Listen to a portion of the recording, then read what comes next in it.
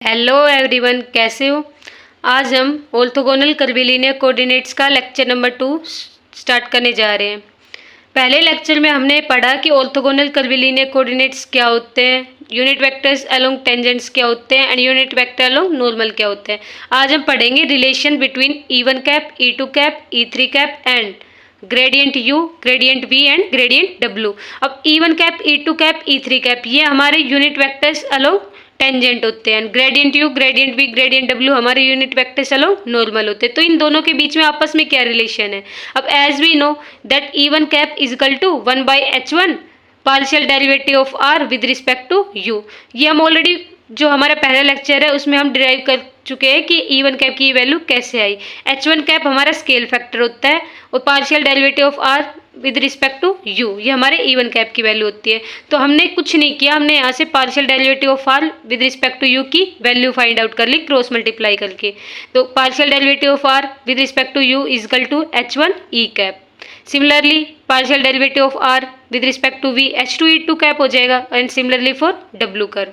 So and as we know partial derivative of R with respect to U, V, W are in reciprocal system with grad U, grad V, grad W। ये relation भी हमने previous video में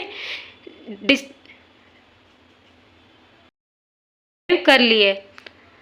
then and as A cross B vector upon में ABC का scalar triple product is equal to Z vector. मान लीजिए हमारे पास कोई भी दो वेक्टर है ABC, मान लिया एक कोऑर्डिनेट और दूसरा हमने क्या मान लिया XY Z।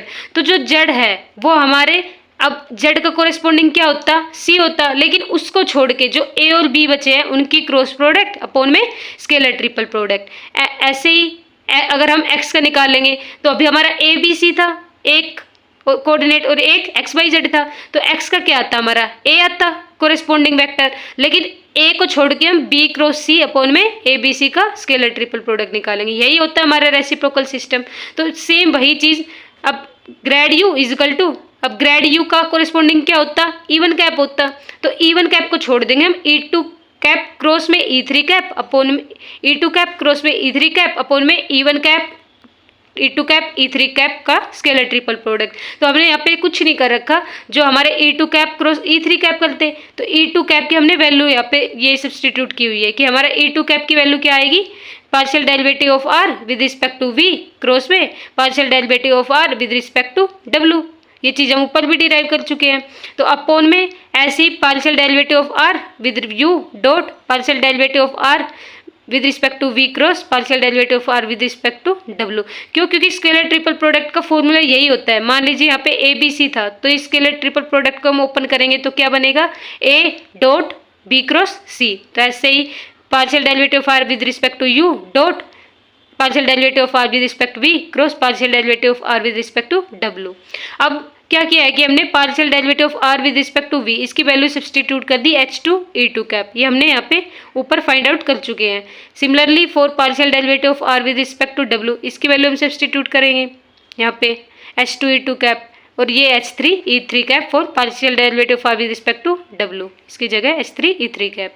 Same just value substitute की है। अब हमें पता है क्या कि H1 H3 H2 are the scale factors, और स्केल फैक्टर्स क्या होता है हमारे कांस्टेंट। तो ये स्केल फैक्टर्स हमारे बाहर आ जाएंगे किससे क्रॉस प्रोडक्ट से।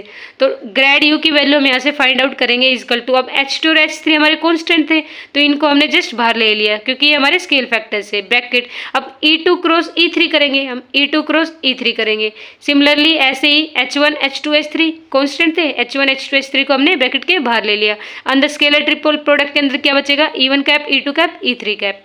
अब हमें ये पता है, क्या पता है कि जो हमारा E2 क्रॉस E3 कैप इसकी वैल्यू हमेशा E1 आती है अगर हम क्रॉस प्रोडक्ट करते हैं। Just like our Cartesian coordinates की अगर उसके अंदर I J K कैप होता है और हम J क्रॉस K कैप करते हैं तो वो I कैप के इक्वल आता है। तो सिमिलरली ऑर्थोगोनल कर्वीलिनियर कोऑर्डिनेट्स के अंदर हमारे तीन कोऑर्डिनेट्स होते हैं unit vector along tangent E1 cap E2 cap and E3 cap. तो E2 cap cross E3 cap की वैल्यू हमारी E1 कैप आएगी और ये डिनोमिनेटर में H1 H2 H3 और E1 E2 E3 का स्केलर ट्रिपल प्रोडक्ट था तो H1 H2 H3 और इनका ट्रिपल प्रोडक्ट। अब स्केलर ट्रिपल प्रोडक्ट की मैंने वैल्यू 1 लिखी हुई है, ये क्यों आई? क्योंकि E1 dot E2 cross E3, जब हम स्केलर ट्रिपल प्रोडक्ट को ओपन करते हैं तो जो पहले वाला जो ये यूनिट वेक्टर है इसकी हम डॉट प्रोडक्ट करते हैं बाकी के दो के क्रॉस प्रोडक्ट के साथ। तो E1 dot E2 cross E3 करेंगे इजकल टू, अब वही कि E2 cap cross E3 cap is our E1 cap, so E1 cap dot E1 cap is equal to 1। Why? Because here we are doing dot product. So E1 cap cos 0 degree, और cos 0 की value हमारी 1 होती है। तो H1 H2 H3 यहाँ पे 1। अब H1 H2 और H3 ये तो हमारे ऑलरेडी न्यूमरेटर में थे, तो H2 और H3 हमारे ये कैंसिल आउट हो जाएंगे। तो ग्रेड U की वैल्यू क्या आएगी? E1 कैप अपॉन में H1। सिमिलरली हम ग्रेड B की वैल्यू फाइंड आउट कर सकते हैं कि E2 कैप अपॉन में H2 आएगी, and similarly for grade W की वैल्यू फाइंड आउट कर सकते हैं, उसकी वैल्यू आएगी E3 कैप अपॉन में H3। तो ये हमारा हो गया ग्रेड U की वैल्यू E1 कैप अपॉन में H1, सिमिलरली E2 और similarly E3, just like that. Now as we know कि हमारा जो E1 कैप होता है वो E2 cap cross E3 cap के इक्वल होता है, तो हमने कुछ नहीं किया। E1 cap is equal to E2 cap की वैल्यू क्या आई थी अभी? H2 ग्रेड B, और ऐसे ही E3 कैप की वैल्यू H3 ग्रेड W। इन वैल्यूज को सब्सटीट्यूट किया है। H2 H3 हमारे स्केल फैक्टर है यानी कांस्टेंट है, तो बाहर आ जाएंगे H2 डॉट H3 और grade B cross grade W करेंगे। ऐसे ही सिमिलरली हम E2 कैप की वैल्यू फाइंड आउट करेंगे, सिमिलरली फॉर E3 कैप की वैल्यू फाइंड करेंगे। That's all for today. In next lecture, we will study to derive an expression for grad phi in orthogonal curvilinear coordinates. Grad phi यानी हमारा grade differential operator होता है और phi हमारा scalar function होता है, तो इसका expression in orthogonal curvilinear coordinates. That's all.